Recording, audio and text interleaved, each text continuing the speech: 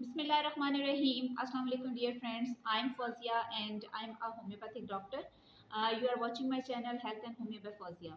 आज मैं जिस टॉपिक पे बात करने जा रही हूँ उसे कंजंक्टिवाइटिस बोलते हैं। जैसा कि इसके नाम से ही जाहिर है, कंजंक्टिवा जो होता है that is the white part of the eye, और जब इसकी इन्फ्लेमेशन हो जाती है तो इसको हम कंजंक्टिवाइटिस बोलते हैं। इसके साथ जो ITIS के हम लेटर्स लगा देते हैं वो इन्फ्लेमेशन को ही शो करने के लिए होते हैं। हमारे बॉडी पे कहीं पे भी अगर इन्फेक्शन होती है तो वहाँ पे उस बॉडी पार्ट के नाम के साथ ITIS लगाया जाता है। जैसे कि अगर किसी को टॉन्सिल्स की इन्फ्लेमेशन होगी तो हम उसको टॉन्सिलाइटिस बोलते हैं। तो जो कंजंक्टिवा होता है it is the name of the white part of the eye, और इसकी इन्फ्लेमेशन हो जाने को, इन्फेक्शन हो जाने को हम कंजंक्टिवाइटिस बोलते हैं। आमतौर पर इसका दूसरा नाम, इसको पिंक आई भी कहा जाता है और उर्दू में हम इसे आशोबे चश्म भी बोलते हैं। और दो तरह की इसमें सिचुएशंस देखने में सामने आती हैं। एक को तो हम इन्फेक्शियस बोलते हैं जिसमें कि वायरल और बैक्टीरियल इन्फेक्शन इसकी वजह बन रहे होते हैं, जबकि जो दूसरी नॉन इन्फेक्शियस डिजीजेज होती हैं उसमें कोई सी भी रीज़न हो सकती है। जैसे कि कुछ लोगों को स्मोक से प्रॉब्लम हो जाने से आंखें सुर्ख हो जाती हैं, कुछ लोगों को डिफरेंट चीज़ों से एलर्जीज होती हैं, जैसे कि घर में पेंट हो रहा हो उससे भी ऐसे घर के अफराद जो कि सेंसिटिविटी के मालिक होते हैं ख़ास किस्म की चीज़ के साथ, कुछ ख़ास एलिमेंट्स के साथ उनकी आंखें रेड होना शुरू हो जाती हैं। या फिर हम कह सकते हैं कि कुछ को डस्ट के साथ एलर्जी होती है, उनकी भी आंखों में सुर्खी आ सकती है। अगर इसकी सिम्टम्स की बात की जाए तो इसकी सिम्टम्स बहुत ज़्यादा नुमायाँ हैं और इसमें रेडनेस फर्स्ट इसका कैरेक्टरिस्टिक होता है। रेडनेस के साथ साथ आंखों में इचिंग बहुत ज़्यादा हो रही होती है और पेशेंट आंखों को बार बार मलता है। इसके साथ साथ उसकी आंखों से बहुत ज़्यादा आंसू आ रहे होते हैं, हम कह सकते हैं कि रनी आइज होती हैं। इसके अलावा आंखों में बर्निंग का एहसास होने के साथ साथ ऐसे महसूस होता है कि कोई फॉरेन बॉडी या कोई फॉरेन पार्टिकल आंख में चला गया है। अगर इसके अलावा एक और इसमें मसला सामने आ रहा होता है कि सुबह सवेरे जब इस तरह की प्रॉब्लम के साथ जो लोग उठते हैं उनकी आंखों में डिस्चार्ज आ चुका होता है, म्यूकोपुरुलेंट किस्म का ये होता है, यानी कि म्यूकस टाइप भी हो सकता है, और उसके साथ पास्ट लाइट आपको येलोइश किस्म का डिस्चार्ज आंखों में महसूस होता है, जिसकी वजह से आंखें चिपकी हुई महसूस हो रही होती हैं और आपको आंखें खोलने में बहुत ज़्यादा मुश्किल हो रही होती है। इसलिए बार बार टैप वाटर से ही अगर आप आंखों को बार बार वॉश करते हैं तो उससे इस मसले से छुटकारा हासिल किया जा सकता है। और कुछ कुछ वक्फे के साथ आपको बार बार अपनी आंखों को वॉश करना चाहिए। ठंडा पानी भी ले सकते हैं और इसके लिए आप कोल्ड कंप्रेसिस या हॉट कंप्रेसिस का इस्तेमाल करके भी आंखों की सफाई में हेल्प ले सकते हैं। आंखों को साफ करने के लिए आप लोग बार बार इनको हाथों से मले मत, क्योंकि हाथों के साथ काफ़ी ज़्यादा इन्फेक्शन होती हैं, काफ़ी ज़्यादा जर्म्स होते हैं जो कि डायरेक्टली आप अपनी आंखों में उनको एंटर कर रहे होते हैं। एक और चीज़ कि अगर कॉटन स्वैब्स आप ले लेते हैं और उनको भिगो कर साफ पानी में अपनी आंखों को साफ करते हैं तो ये ज़्यादा बेहतरीन तरीका होगा। अब हम बात करते हैं कि इसकी कितनी टाइप्स हो सकती हैं। ज़्यादातर देखा जाता है कि 3 most common types of the conjunctivitis हमें मिलते हैं क्लिनिकल प्रैक्टिस के दौरान। सबसे ज़्यादा इसमें इंपॉर्टेंट जो है वो वायरल इन्फेक्शन होती हैं, वायरल कंजंक्टिवाइटिस होता है जो कि 80% लोगों में आमतौर पर देखा जाता है। इसके अलावा जो दूसरी टाइप है वो बैक्टीरियल कंजंक्टिवाइटिस होता है जो ज़्यादातर चिल्ड्रन में देखने में सामने आता है। और थर्ड टाइप इसमें एलर्जिक कंजंक्टिवाइटिस होता है। जैसा कि मैंने आपको पहले ही बताया था कि कुछ लोगों को किसी खास चीज़ के साथ एलर्जी हो जाने से भी आंखों में रेडनेस आ जाती है और काफ़ी ज़्यादा सूजन का भी आंखें शिकार हो जाती हैं। तो इसकी रीज़न वो ही एलर्जिक फैक्टर्स होते हैं। अब हम बात करते हैं होम्योपैथिक मेडिसिन की कि कौन कौन सी ऐसी मेडिसिन हैं जो कि इसमें हमें काफ़ी हेल्प दे सकती हैं। पहले मैं आपको ईटेबल मेडिसिन के बारे में बता देती हूँ। तो इसमें सबसे पहली मेडिसिन यूफ्रेजिया है। यूफ्रेजिया को आपने 30 CH की पोटेंसी में लेना है और euphrasia is the best remedy for the eyes.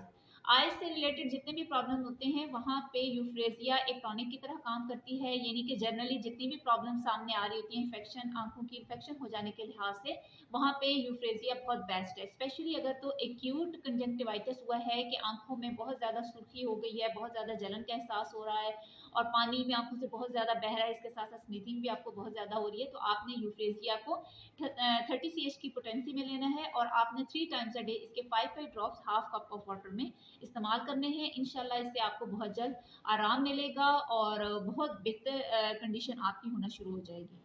यूफ्रेजिया का एक और बहुत ज़्यादा मार्क्ड सिम्टम देखा जाता है कि पेशेंट आके आपको शिकायत करता है कि उसकी आंखों से एक्रिड किस्म का, यानी कि जलन पैदा करने वाला, आंखों से पानी खारिज हो रहा है और इसके साथ साथ उसको आंखों में पेन भी बहुत होती है।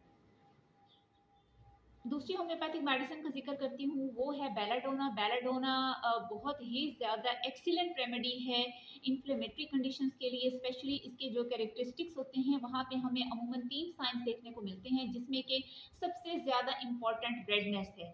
और रेडनेस भी इस तरह की कि फायरी रेड कलर अगर वहाँ पे देखा जा रहा हो तो हमेशा वहाँ पे बेल का यूज़ करते हैं। इसके साथ वहाँ पे आपको जलन का एहसास होगा, हीट का एहसास होगा और पेन भी इसके साथ होगी।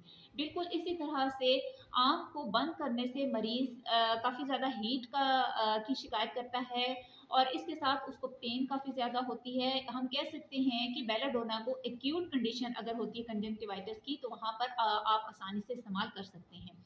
बेल की इस्तेमाल करने से आँखों की सुर्खी में भी कमी आना शुरू हो जाएगी और वहाँ पे रेडनेस भी कम हो जाएगी ऑब्वियसली, और पेन भी उसमें, और जो हीट का एहसास हो रहा है उसमें काफ़ी ज़्यादा कमी आ जाती है। बेलाडोना को भी आपने एक्यूट कंडीशंस में, स्पेशली जबकि सिचुएशन काफ़ी ज़्यादा वर्स जा रही होती है, आपने 2-2 घंटे के गैप के साथ इसके 5-5 ड्रॉप्स आपने लेने हैं। और जब आपको महसूस हो कि तबीयत बेहतर होना शुरू हो गई है, आँख की सिचुएशन बेटर हो रही है और सुर्खी कम होना शुरू हो गई है, तो आप इसको 3 टाइम्स अ डे पर ले जा सकते हैं। अब इसके साथ जो तीसरी मेडिसिन है वो आई ड्रॉप्स हैं, और ये ईटेबल नहीं है, ये इस्तेमाल करने के लिए नहीं है, आपने इनको पीना नहीं है, बल्कि ये आपने लोकली इस्तेमाल करने हैं। आप ये ड्रॉप्स आंखों में डालेंगे और दोनों आंखों में ही इस्तेमाल करेंगे इनको। इसके 2-2 ड्रॉप्स दोनों आंखों में आप डालेंगे। ये उन लोगों के लिए, इनका नाम मैं बताती चलूँ, ये हैं सिनेरेरिया मैरिटिमा के आई ड्रॉप्स हैं। और ये उन लोगों के लिए तो बहुत ही ज़्यादा फ़ायदेमंद के हामिल हैं जिन लोगों की ऑलरेडी आई साइट वीक हो। एक तरफ तो ये उनके कंजक्टिवाइटिस की कंडीशन को भी रिकवर कर देंगे, इसके साथ साथ जो आई साइट की वीकनेस है उसमें भी आपके लिए काफ़ी ज़्यादा मुआवन होंगे। इसके बाद एक बहुत ही ज़्यादा इम्पॉर्टेंट मेडिसिन है, वो है पल्सटेला। पल्सटेला को स्पेशली इसके हम डिस्चार्ज के हवाले से इस्तेमाल करते होते हैं।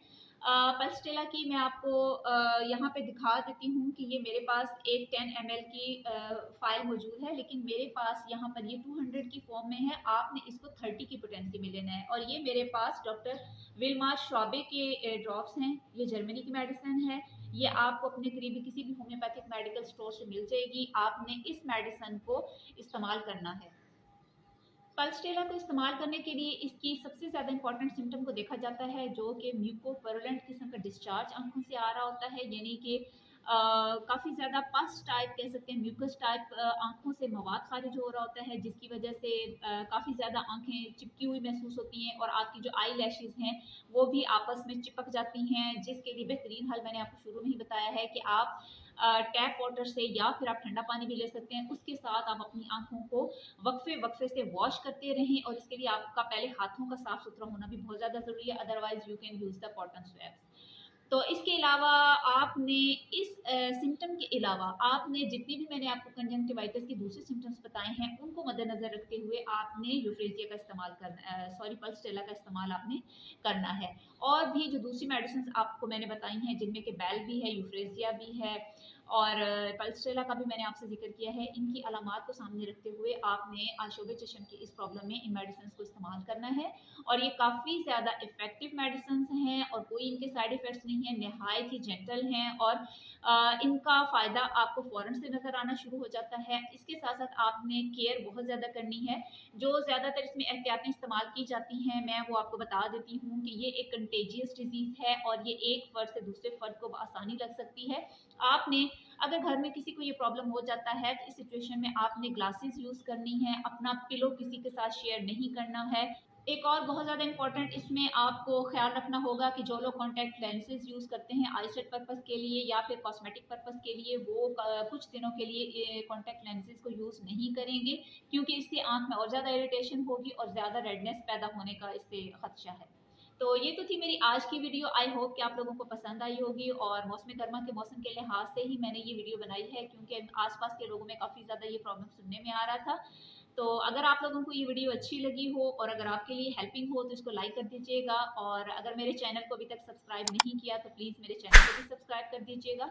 इंशाल्लाह एक नई वीडियो के साथ दोबारा आपसे मुलाकात होगी। टिल देन अल्लाह हाफिज़।